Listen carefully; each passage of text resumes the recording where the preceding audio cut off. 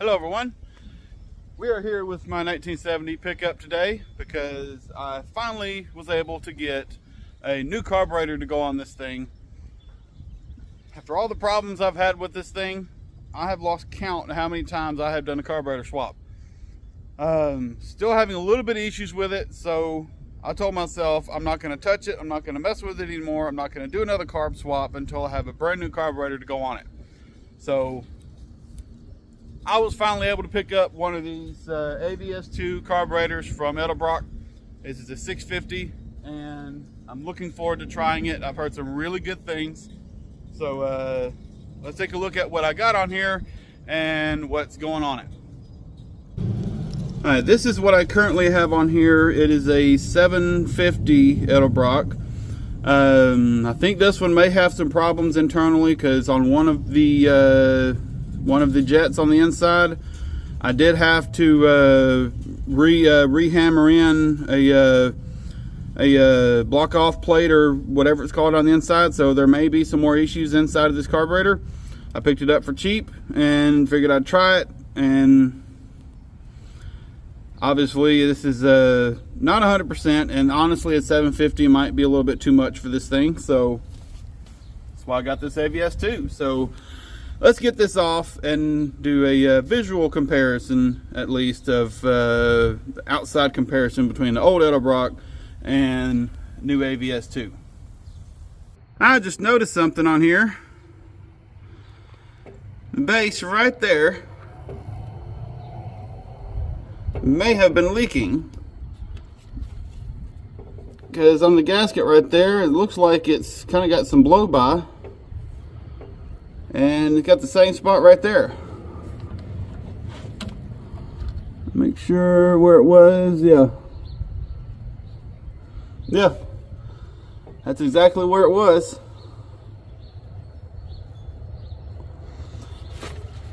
Looks like some of my problems on here was the carburetor not really sealing right on the intake. So I'm curious if I actually need a plate that goes on the intake to seal the carburetor. So I'm gonna match up this gasket because it looks like the spot lines up with that right there. That right there. So let's get this carburetor over next to the new one and see if I need to get some kind of plate, or I don't know, put some silicone on it or something. I don't know. I really don't want to put silicone on it, but let's at least get them over there and compare the two carburetors. Alright, here are the two carburetors. I apologize if it sounds windy. Wind has kind of picked up a little bit. But here are the two carburetors side by side. Visually, they're pretty much identical. I have already swapped everything over that I need, and I'm going to put the ground wire right there. I think I still have the positive wire for the choke right here. I think I still have that tied up somewhere, so I'm gonna have to see if I can find that. But I did have the choke stuff removed. Still have it, but everything pretty much looks the same. So let's get that sucker on with this adapter that I was able to find at O'Reilly's.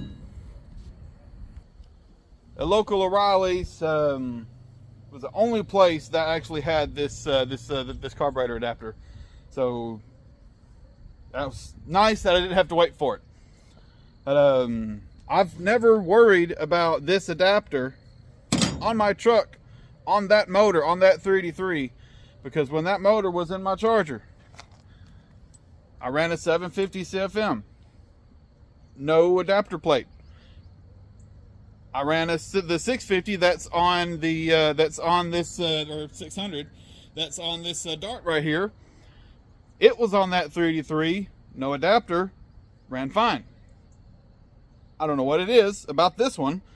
Maybe I was using a thicker gasket, maybe. It's the only thing I can think of that was letting it seal. But I have the adapter plate now, so I'm going to get that on, get the AVS2 on, and cross fingers and see what happens. Well, everything is hooked up. I got the electric choke hooked up to positive, to keyed 12 volt power. And I'm not going to do any changes. I'm not going to change anything. Let's crank on it and see what happens. But first,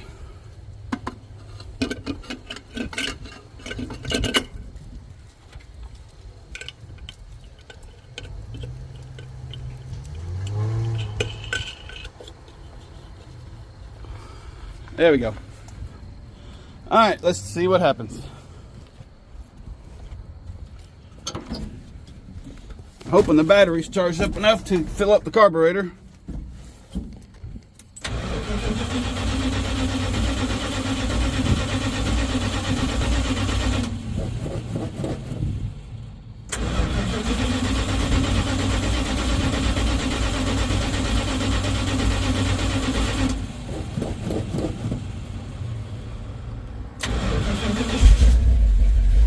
There we go.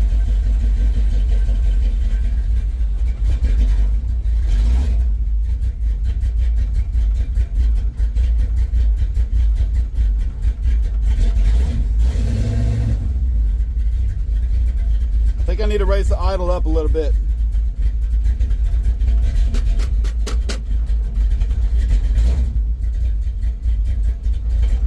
All right, I'm gonna go get and see what it is. Okay, it's flathead. Okay. All right, I got it idled up a little bit.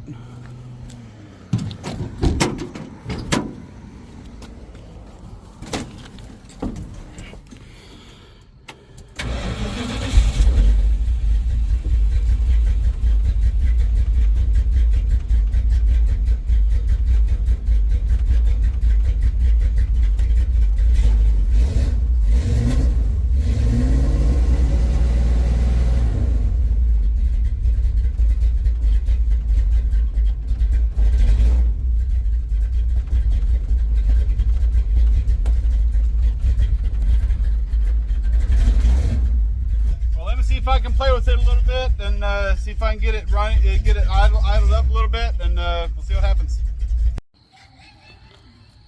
All right, I have played with the timing a little bit. I let it warm up, and it's actually cooled down a good bit now. Got to chatting with my neighbors a little bit, but let's crank it back up. It seems to be very happy.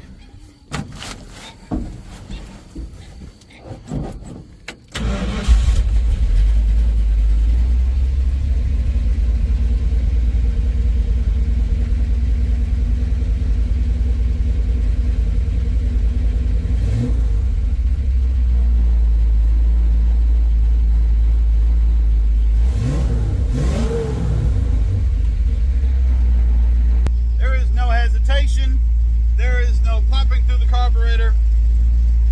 It might need a little bit more tweaks to the timing. I think I actually retarded the timing just a little bit, and it actually stopped the popping through the carburetor. And like I said, carburetor probably needs a little bit more adjustment to be perfect. Timing probably needs a little bit more adjustments to be perfect, but it's running good. It's happy, and I'm happy. So I don't know how much gas I have, because I don't remember if my gas gauge is actually working or not. So I'm not going to go for a drive right now, but the truck is definitely happy and I'm happy. So I know one thing. The vacuum advance on the distributor is not working because it's leaking, and that does need to be replaced. So I need to, before I do any more adjustments to anything, I need to get that replaced and working, so I can see exactly what's going on. But so far I am extremely happy with this AVS2 carburetor.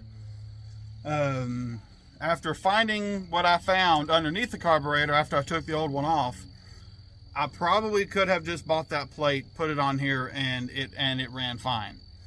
But I like this 650 on here. This truck is not being built for performance, is not being built for speed, it's being built for reliability.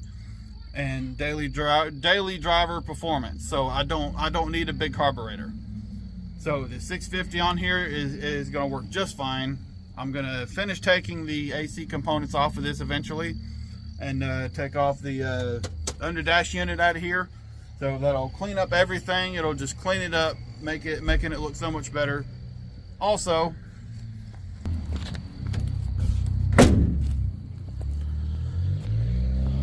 since I'm not going Holley anymore, that means these Holley valve covers will be coming off and probably sold.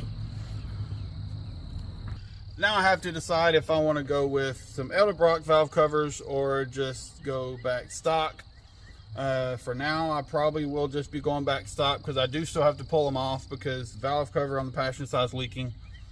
I just need to pull them off and put some factory ones back on here for now. But my truck is happy. I am happy. Now I can probably start trying to trust my truck again after probably a year and a half of problems that, in retrospect, could have been fixed without changing the intake. But it's running good. I'm happy. I'm not changing the intake again.